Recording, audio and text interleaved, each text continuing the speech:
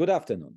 My name is Adam Kiciński and I'll be your host during today's conference dedicated to the CD PROJEKT Group's financial results for 2022. I'll run the presentation together with Piotr Nielubowicz. Michał Nowakowski will join us for the Q&A session. Before discussing earnings, I'll sum up last year's main events. 2022 can be defined as the year in which we laid solid foundations for our future business. First, beginning parallel development of two AAA projects. As we continued working on Phantom Liberty, we started production of the next Witcher game. Parallel development should eventually let us increase the frequency of releases. Second, we entered into a strategic partnership with Epic Games. We decided to transition to the Unreal 5 engine for our future titles. This should eventually support more stable and efficient development. At the same time, we continue to improve our key products, Cyberpunk 2077 and The Witcher 3 Wild Hunt. They both received a number of significant updates. Speaking of Cyberpunk, two important events took place in 2022. In February, we released patch 1.5. This substantial update brought various improvements to the game. What's more, we updated the game to the full next-gen version. This means Cyberpunk 2077 can make the most of the additional power delivered by next-gens. Later that year, in September, we released patch 1.6, the so-called Edgerunners update. It brought another batch of meaningful improvements to the game, many of which had been directly requested by the community. Also, the update contained tie-ins to the anime series Cyberpunk Edgerunners, which was released on Netflix at the same time. Speaking of the direct impact of these events, let's move to slide 4.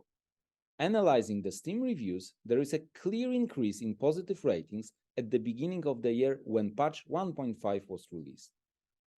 It's worth mentioning that this was a next-gen patch, so the quality increase was especially noted by console players. But as we can see, PC players also appreciated the improvements. However, these results were disrupted by a review bombing linked to the war in Ukraine. It is clearly visible in March when we were hit with a massive number of negative off-topic reviews. Our understanding is that it was a direct effect of pulling out our games from Russia and Belarus and our financial support for Ukraine. The impact of the war aside, starting from September, the impact of the transmedia synergy was particularly visible. The release of the Edgerunners update, combined with the very positive global reception of the anime, gave the game another boost. Sentiment around Cyberpunk is clearly good, laying a solid foundation before the release of the expansion Phantom Liberty. Now let's move to the next slide, number 5. The highlight of the late 2022 was definitely the release of the next-gen update for The Witcher 3 Wild Hunt. In December, we invited players to return to the Witcher universe and enjoy Geralt's adventures in the best possible quality. The update featured multiple visual and technical enhancements, including performance and ray tracing modes. On both next-gens, Witcher 3 hit a 94 score on Metacritic and a must-play distinction. We believe that thanks to this update, we have extended the game's lifespan by another generation. Now let's move to slide 6 to take a look at the long-term revenues from our key games. 2022 was another year when our back catalog generated solid sales. Significantly, revenues of Cyberpunk grew on a year-on-year basis. This is a good sign ahead of the release of Phantom Liberty and its potential of supporting sales of Cyberpunk 2077 in the years ahead. Now, let me walk you through the effects of strengthening the red team presented on slide 7. We are rescaling as a company, now able to work on 2 AAA games simultaneously. We have turned to data through employee surveys to support our path for the next transformation steps. The initial results are encouraging, especially the involvement of employees. More than 85% of the team took part in the survey. This is way above the benchmarks. At the same time, we see further room to develop the company as an attractive workplace by giving not only voice, but also real empowerment to each team. What's more, we have stabilized our teams with a drop in turnover by 6 percentage points compared to 2021. In order to further minimize turnover and compete for the best talents, we are transforming our payroll policy. This year's dynamics of salary increases will be maintained. On top of that, we have already integrated our company-wide bonus system into the base salaries. So the total base salary growth in 2023 will be even higher than in previous years. At the moment, our compensation system does not include long-term incentive plans. To be even more competitive, we are proposing an incentive program. It will be voted on at the next shareholders' meeting, which will take place on April 18th. If you have any questions in this matter, do not hesitate to contact us. As for our current operations and development, let's move on to slide 8. Our focus remains unchanged. We are at the final production phase of Phantom Liberty with 340 developers on that project. In parallel, we have grown the Polaris team to almost 200. Before I turn the floor over to Piotr, I would like to announce that in June, we'll be launching a marketing campaign for Phantom Liberty. So stay tuned. Now it's time for financials. Piotr, the floor is yours. Thank you, Adam. Now let's dive into our 2022 results. First, our consolidated profit and loss account on slide 11. In total, our sales revenue in 2022 reached 953 million zloty. Most of that was delivered on sales of products of CD Projekt Red. 3 major events helped us to achieve this result in chronological order: the release of the Cyberpunk Next Gen version, the whole event of the Cyberpunk Edgerunners update and anime launch, and last but not least, the introduction of The Witcher 3 Complete Edition on Next Gens. In contrast to total group sales, our cost of sales slightly decreased, which is attributable mostly to the GOG segment. Moving on to operating costs, our selling expenses in the amount of 222 million zloty decreased by over 1/4. This was mainly driven by a decrease of Cyberpunk servicing costs from over 80 million zlotys in 2021 to nearly 23 million zlotys in 2022. The updates and improvements published over the past 2 years significantly enhanced gameplay performance and have been met with a positive response by gamers, as shown by Adam. Our focus and team involvement now naturally shifted towards future releases, including Phantom Liberty. Still, overall, the selling costs were high, as last year we were actively promoting the 3 events I just mentioned. Next line, our administrative expenses increased by 5%. On the one hand, we spent less on the early phase research expenses as we progressed our projects to more advanced phases and further expenses were capitalized, but on the other, most costs are, in general, on the rise, including costs related to our historic incentive program, which only this year increased our administrative expenses by over 5 million zloty versus last year. Speaking of the historic incentive program, as you may imagine, due to a strike price of 390 zloty and goals practically out of reach for now, the program, although still costly for us, entirely lost its motivation function. We aim to replace it with a new one, supporting our team retention, recruitment, growth, and in consequence, efficient and timely developments. Since the last general meeting, we collected feedback from the market and incorporated substantial changes into the new resolutions. We would like to invite you to support the company on that voting at the next general meeting on the 18th of April. Moving further to other operating income and expenses, I'm aware that it's not great to hear from a company that a project is being re-evaluated. But at the same time, in order to stay innovative, we must experiment and be brave when trying new paths. And to stay in control and keep the right course, especially with a project that is new to us in terms of design, developed by a new studio in our family, we need to keep evaluating the situation as we move along. It's better to cut costs early and even restart if needed than to carry on. As a result of this approach, we experienced negative results on our other operating activity due to the impairment related to Project Sirius, which we reported 10 days ago. Moving on to the EBIT line, our operating profit reached 377 million zloty, which is 62% above the result of last year. EBIT was supported by positive results on our financial activity. Although the 16 million zloty positive financial activities performance included 27 million zloty of revaluation of Spoko company shares upon this year's decision to sunset the Witcher Monster Slayer project. All in all, our net profit for 2022 reached 347 million zloty, which is a nice 2/3 more than a year ago.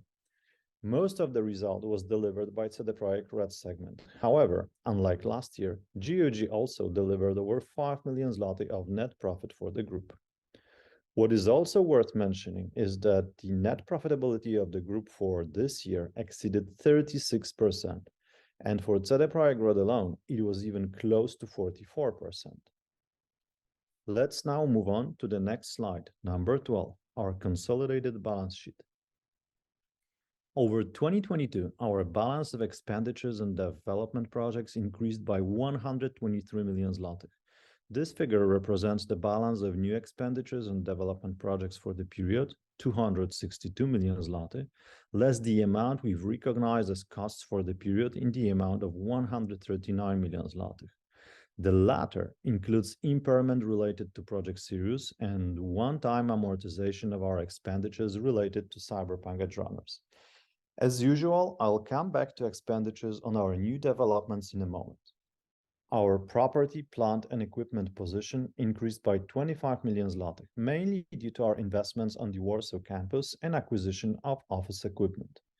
At the same time, looking at current assets, our trade receivables increased by 40 million zloty, which I see as a consequence of higher Q4 sales than this year versus the comparative period.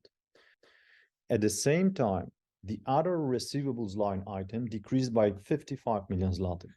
This was mainly driven by limiting our tax-related receivables and also decrease of advances on development works due to completion and delivery of the Cyberpunk Edgerunners project.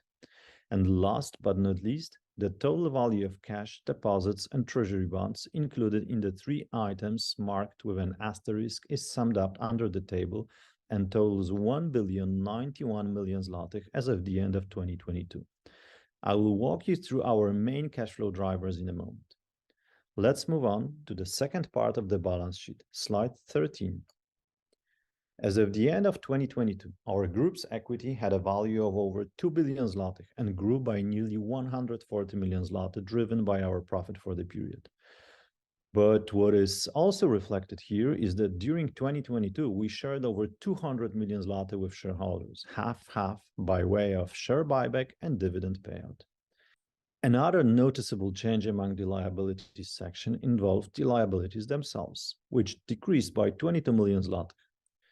This was mainly driven by other financial liabilities and reclassification of part of the liabilities to the other financial assets position, resulting from positive valuation of instruments hedging foreign exchange risk, as well as from the realization of part of our liability for the payment of the purchase price of shares in the Molasses Flat. Parallel to that, we increased our trade liabilities and decreased our income tax liabilities. As regards provisions, this line item grew by 10 million zloty, mainly in relation to provisions for team bonuses set based on 2022 results. Having mentioned the team bonuses, I would like to add to what Adam said just now. Starting from the beginning of 2023, we've changed the general remuneration policy at CD PROJEKT Red. CD Projekt now offers a predictable remuneration system based on an attractive salary. The salary has been just revised upward with an annual rise, inflation adjustment, and annual bonus, all rolled up into one flat monthly remuneration package. We believe that the ability to offer base remuneration, which is both higher and more predictable, should strongly support our recruitment activity as we look to attract top talent in our industry. At the same time, when it comes to top management, the existing bonus system based on net profit is still in force, as the top management should be directly involved in maximizing our sales and profits. Now, please move on to the next slide, number 14. CD Projekt Rad's expenditures on research, development, and service of released games are presented quarterly for 2021 and 2022 to illustrate the changes happening at the studio recently. The decreasing yellow part represents our total costs of servicing our released games, mainly Cyberpunk and Gwent. What is also clearly visible, the scope of our development continues to grow, and the team is progressively moving on to new projects in development, which are represented by the blue part. Main projects included in the blue part in Q4 were Cyberpunk Phantom Liberty, Polaris, Sirius, and Witcher 3 Next Gen Edition. And now, our simplified cash flow on slide 15. Cash-wise, the 347 million zlotys in net book profit for the period was supported by 117 million zlotys in depreciation and amortization for the period. We used these positive cash flow drivers to finance 207 million zlotys expenditure on development projects at CD Projekt Rad. GOG also invested in its business by contracting licenses for new games for the store, which drove the increase of prepayments and deferred costs presented by the next part. In cash terms, the group also invested 48 million zlotys into both intangible and tangible assets, mainly investments on our campus, software, and equipment for our business. In 2022, we also shared over 200 million zloty with our shareholders, over 100 as a dividend payout and close to 200 as a share buyback program. Altogether, our financial reserves kept in cash, bank deposits, and T-bonds decreased over the last year by 63 million zloty, which means that putting aside the transfers to shareholders, we were able to self-finance from our 2022 positive cash flows all our outflows, including investment into development, and on top, generate 138 million zloty surplus. That's all from me for now. Thank you for your attention. We can now proceed with the Q&A session.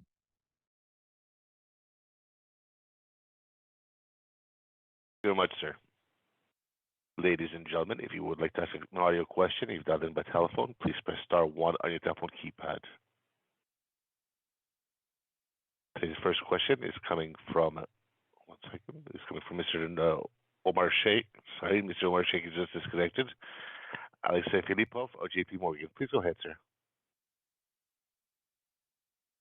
Yes, hello, can you hear me? Yes, we can hear you. Thank you. Your line is open. Yeah, great. Many thanks for the presentation. Can you please talk a little bit about the migration to the new engine? What's the progress there? Do you see or expect to see the fall in productivity of your developers until they learn how to use the new engine? That's my first question. Adam Kiciński, I'll take the first one. We are preparing many things on the pipeline sides and toolset sides. Some developers are still learning the technology, and at the same time, there are teams working together with Epic on all those aspects that are needed for our open world story-driven RPGs. And definitely, for the first project, I mean Polaris, it will maybe not slow down, but it won't accelerate the processes. But for the next projects, we assume that it should smoothen the production. That was one of the reasons behind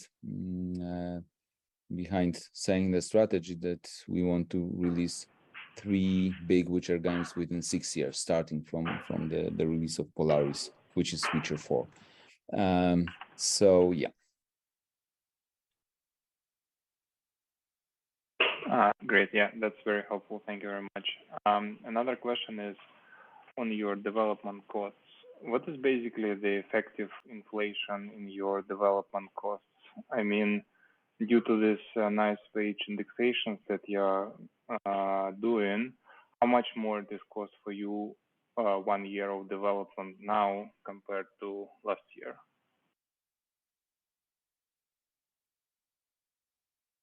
Hi, Piotr Nielubowicz. I will take this question.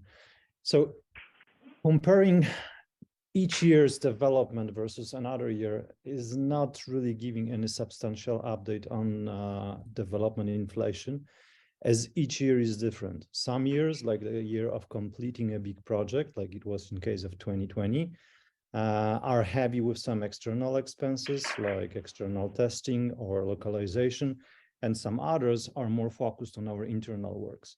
So we never compare it this way. In general, what I can say, and what I just mentioned in the presentation, the salaries are rising along the inflation, but also due to the fact of changing the remuneration system in the company. Each our game we historically created was more expensive than the previous one, and I do not expect this trend to change dramatically. So games are becoming more complex, bigger, and getting more expensive. But we were not guiding on future development budgets. Therefore, I wouldn't like to give any precise details on what overall game development cost in the future will be bigger versus what we had previously. And that's clear. Maybe a quick one on incentive program to be voted in April. So if you secure the required share of votes, not for all your suggestions, will you accept the agenda only partially, or you would need to do another round of voting for the whole agenda in this scenario? This time we disconnected those two parts of the program, A and B. So there is, of course, a scenario in which one of them will be positively voted. But of course, from our perspective, we believe that this program is very helpful in delivering strategy. So we hope that both parts will be positively voted, but they are disconnected. Yeah, very clear. Thank you very much. Thank you. Thank you very much, sir. We'll now go to Mr. Omar Sheikh of Morgan Stanley. Please go ahead, sir. Your line is open. Great. Yeah, thanks very much. Just three, please, for me, if I could. So first of all, thanks very much for giving us the actual sales numbers for Cyberpunk on slide 6. It's very helpful. Could you maybe just talk about what the impact you saw on Cyberpunk sales from the Edge Runners release in September? What effect did that have in Q4, and maybe some commentary on how it's going in Q1? That would be helpful. Secondly, on Phantom Liberty, could you give us a sense of the scope of the marketing that you're planning? Is it going to be a short campaign, long campaign? How would it compare in terms of size and expense to what you spent on the main game and previous DLCs? And then finally, just on Project Sirius, you made a couple of comments just now about it.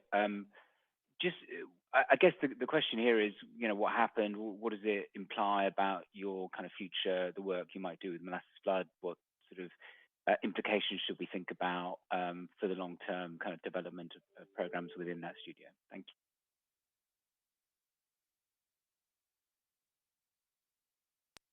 So I'll take the first question.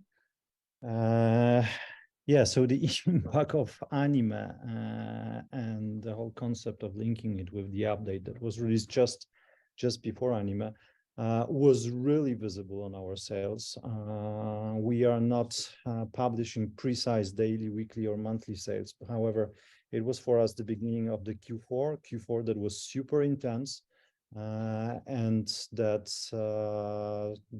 we perceive as actually the second best Q4 in our history. Only the Q4 when we released the Cyberpunk itself was better than this fourth quarter. What's also interesting, the effect we saw after launching the anime was visible for many weeks after the release of the anime. Also, when all of the promotions ended and we returned to the standard sales, the volumes we saw were better than before. The second part of the question was about Q1. So Q1 this year, unlike last year, was not having any. In Q1, we didn't have any extraordinary events or new releases. Like last year, we had the Cyberpunk Next Gen release. Therefore, I would say this Q1 will be more of a normal quarter with no special situations. And still, the most important event of this year, which is the Phantom Liberty launch, is still ahead of us.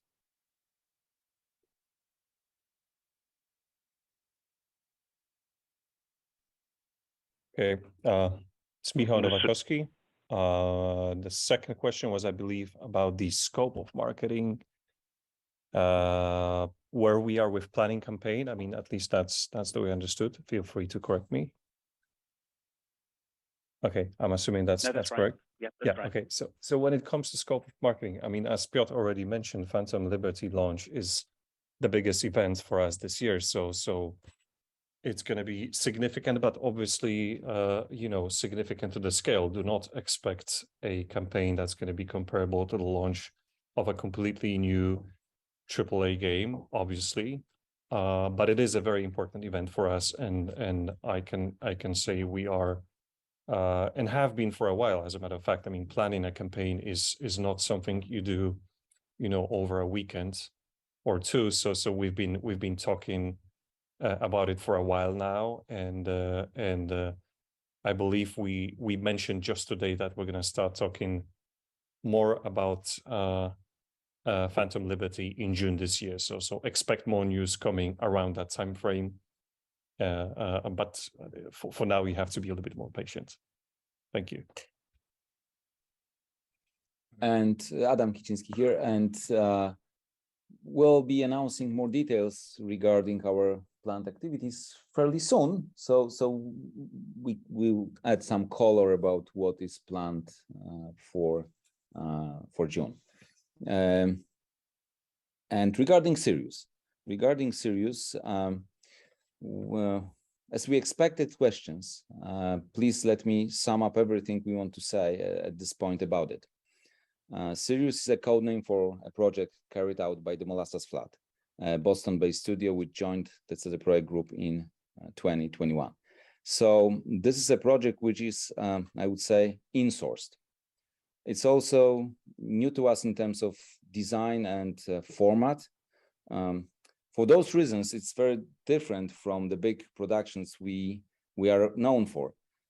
To stay competitive, we have to keep looking for new ways to extend our franchises. At the same time, we need to be ready to reevaluate our original concepts. Even if development work is already underway. On the 20th of March, we announced that we want to create a new framework for Sirius. We also decided to establish an impairment allowance on Sirius development expenditures. It was a tough decision to make, but we also believe it was the right one. Our intention was to cut costs early and give ourselves time for reassessment. We don't want to carry on with projects that we are not aligned with. So that is kind of obvious. So basically, that's all we would like to share about Project Sirius as for now. Thank you. Okay, very clear. Thank you very much. Thank you. Thank you very much, Mr. Sheikh. Ladies and gentlemen, once again, if you have any questions or have any follow-up questions, please press star 1. And if your question has been answered, you can remove yourself from the queue by pressing star 2. When I go to Mr. Matthew Walker of Credit Suisse, please go ahead, sir. Your line is open. Thanks a lot. Good evening. The first thing is just on the salary stuff. Is that a good idea to expand the fixed-based costs? Just in case a game doesn't come through, then you've basically created a bit more operating leverage. Second question is there going to be any substantial game release in the year 24, 25, or 26? And then the final question is, with the ramp in development costs, I know you're not giving a specific number on the cash flow ramp on development costs, but can you say whether at any point, given the ramp in development costs and the number of games they're doing, that the company will move from net cash to net debt, or will the current cash envelope include or deal with the ramp in development costs? Thank you.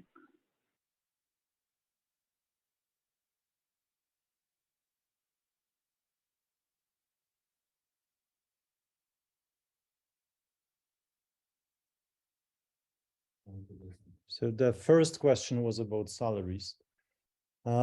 In general, we believe that to attract the best people, we need to offer competitive compensation packages. In general, in 2022, the rise in remuneration will be even higher than what we observed in previous years. But we decided to do this for two reasons. First, we always adjust remuneration on a yearly basis, taking into account, among other things, the current inflation, which in this year is particularly high. And secondly, as mentioned during our presentation,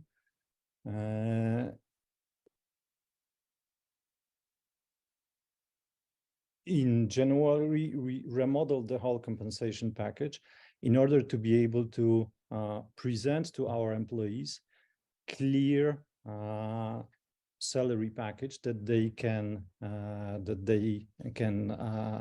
estimate how much they will earn based on that, and not speculate what will be the annual profit of the company divided by over 1,000 employees per person and what their final eventual annual bonus will be.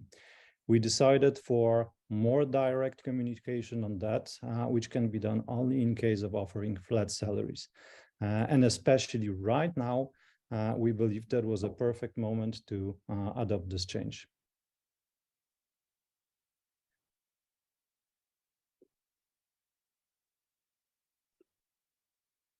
Mr. Walker, does that answer your question, sir? Yeah, answers the first one. Yeah, thank you. Yeah, and it's Michał Nowakowski again. I'll take the second one about the substantial game releases. So first of all, we don't really, and we haven't guided on which of the titles comes out when, and we won't on this call as well.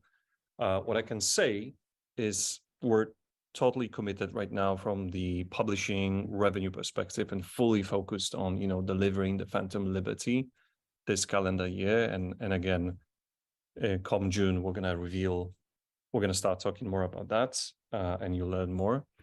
And the belief behind that is this is gonna help to increase the sales of Cyberpunk 2077 in the long run, and establish that franchise even more and make it a long seller.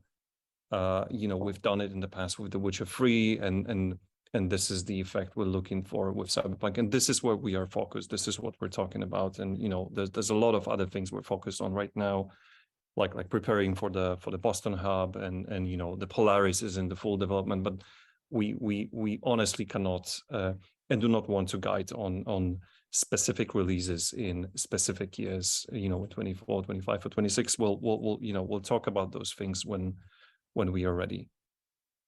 Thank you.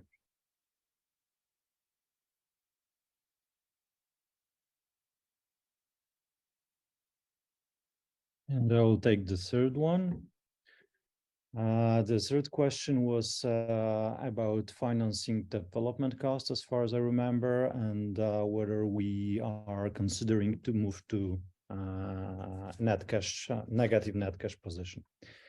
So as you know, as of the end of 22, our financial reserves, meaning cash, bank deposits, and T-bonds, amounted to almost 1.1 billion zloty. On top of that, our flagship titles, Cyberpunk and Witcher 3, generate solid revenues.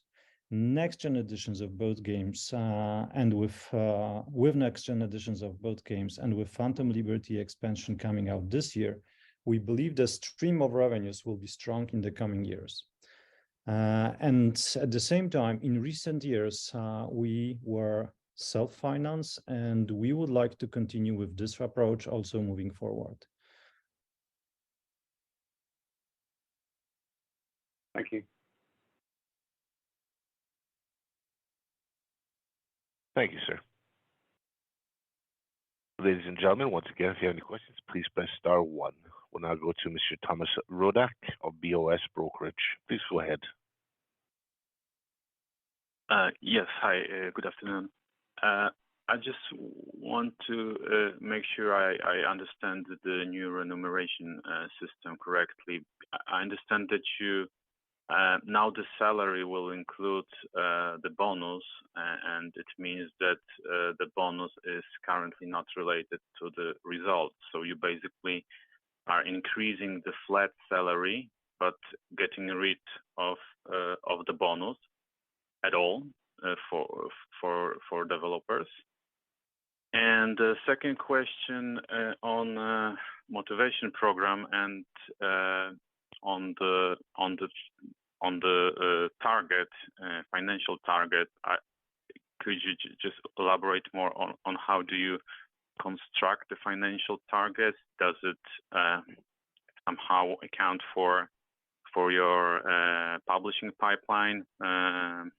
And finally, does this new target that you revealed, it's 2 billion zlotys in 23-26, does it include the profits from the new Polaris project, which would make it, let's say, not so ambitious, or maybe it doesn't include the new Polaris project, which makes it very ambitious, in my opinion, at least. Thank you. Okay, so I'll take the first two questions probably. So yes, you are right. We have recalculated average bonuses into flat monthly salary increases. Based on that, we increased proportionally the monthly salaries, also taking into consideration inflation and other annual rises, which means that for the whole team, starting from this year, there will be no annual bonus. That 2022 is the last year on which we will pay annual bonuses, but starting from the 1st of January, the net profit of the company will not constitute a bonus obligation for the company towards employees. But at the same time, as I mentioned, the top management will still have part of their remuneration based on the financial effectiveness of the company. Regarding the motivation program targets, I wouldn't like to go into details, and especially, as you know, we are not guiding on the release dates. I wouldn't like to go into details of whether this or that product is included. That's a goal that we believe is ambitious. And we are aiming to, we will need to work hard in order to generate such net profit within the next 4 years.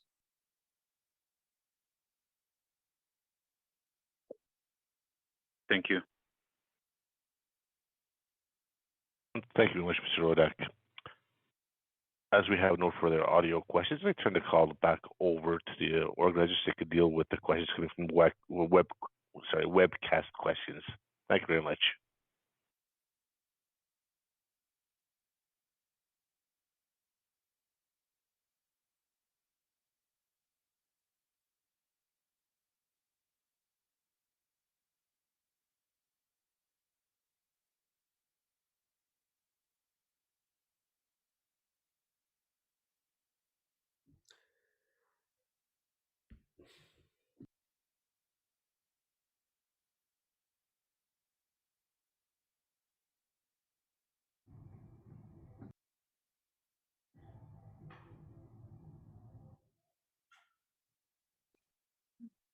So I'll read the first questions. We see how many developers did you have at the end of February and how many at the end of 2022?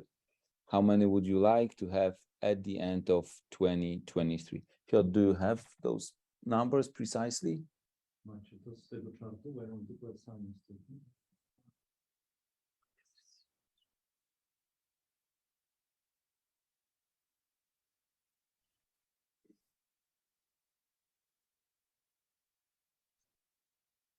So I'm trying to find the group results because what I have in front of me is just the project SA, so the mother company, and I think let me, yeah, do we have it? So we have right now at the end of February almost 700 developers. And at the end of the year, for the whole group, we had, I'm consulting my team, slightly lower number probably. So that's what we can tell you on the fly. If we find more precise data, we will come back to this question.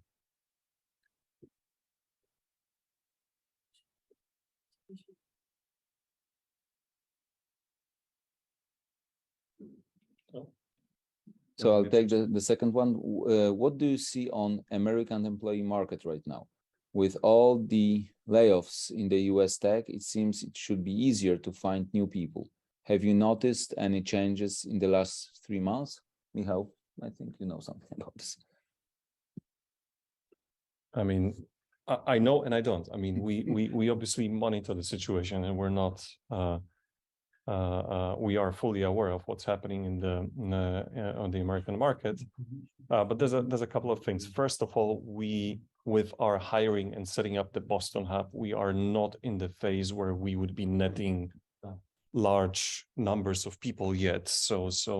And this would be like really the practical examination of that thesis. Second thing, which is important to remember, is that very often, let's put it like this, the programmer from a tech company is not necessarily a good fit for a video games company. I mean, he or she, they can be, but they not necessarily are. I mean, it's a question of passion, certain inclinations, certain experience as well. So I would answer like this. Thank you. The next question, will you be attending E3 this year? Do you want to show Phantom Liberty there? As we mentioned already, we'll be kicking off marketing campaign for Phantom Liberty in June. But as for now, we are not sharing any details, but soon we will reveal our plans, so stay tuned.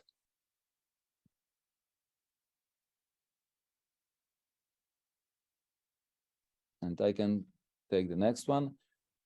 Can you comment on the development process of Polaris and Canis Majoris projects?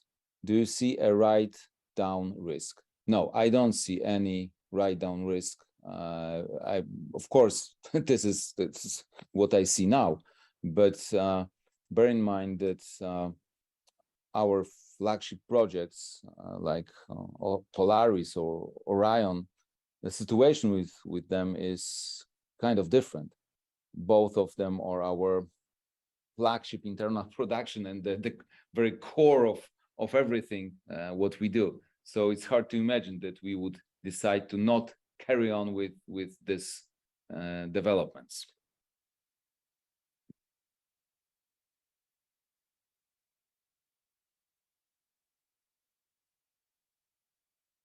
There are a couple of questions about Sirius, but as I said in my kind of statement, that was all we would like to share. So we won't go through all those questions.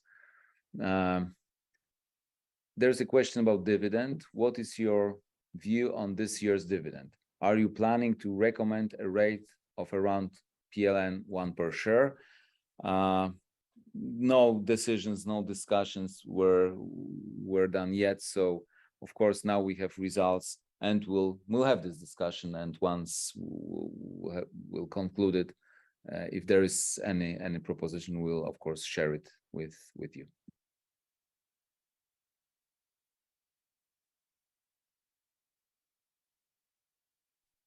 And I think that's it. So, Piotr is going to answer one of the questions. Piotr, you can take it. Yes.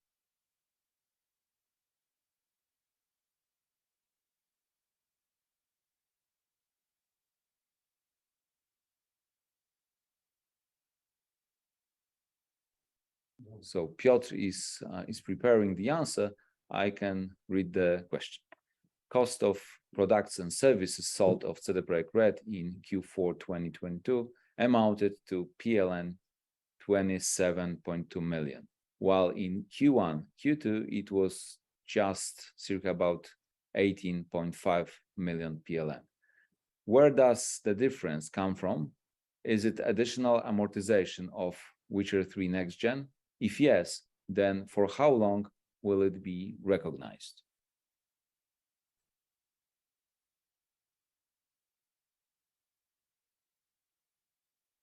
So this is both additional amortization related to Witcher 3 Next Gen, but also there is additional amortization related to Cyberpunk Next Gen. So at least as far as I remember, at least the two products contributed to increasing amortization after the Q1 of last year. And there was also a question about how long we plan to amortize it. As far as I remember, for Witcher 3, the plan is to amortize it over the next 3 years.